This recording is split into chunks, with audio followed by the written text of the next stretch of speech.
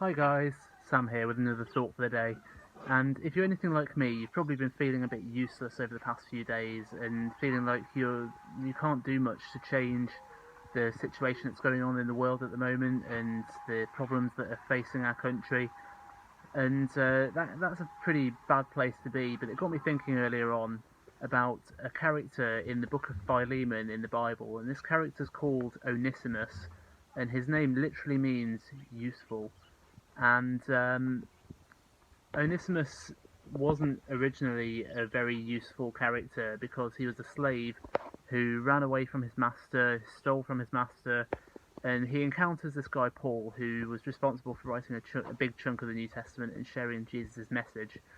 And at that point, he probably felt pretty useless as well. He's run away from his master. He's got nothing really. He's probably got the clothes on his back and whatever he managed to steal, and he's just gonna run for it for as long as he can until the law catches up with him, and he probably is gonna get killed. But he encounters Paul, and Paul tells him the message of Jesus, and he tells him that he's valued by God and loved by God, and he was created for a purpose. And so Paul writes this letter to Philemon, who was Onesimus' master, asking him to forgive him and take him back, but not as a slave, as a brother, as an equal. And you think this is crazy. Why would Philemon take this slave back who's stolen from him, but not as a slave, as a brother?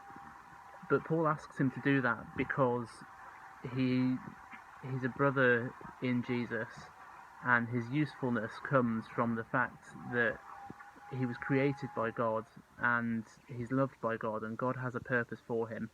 And I think that God has a purpose for all of us, and as much as it might not be very clear, I think that's something that we should consider and something we should think about in this tough time, and try and find ways of being useful. It could be a small thing, it could be saying hi to someone when you're out for your once a day jog, and you could be the only person who that person speaks to all day, and that could really lift up their spirit. Or it could be sending a message or making a call to someone you haven't spoken to for a while. Or it could be volunteering. There are still opportunities out there to help to volunteer in different ways. So have a think about how you can be useful and what maybe God has for you today, what God wants you to do today to be useful to Him.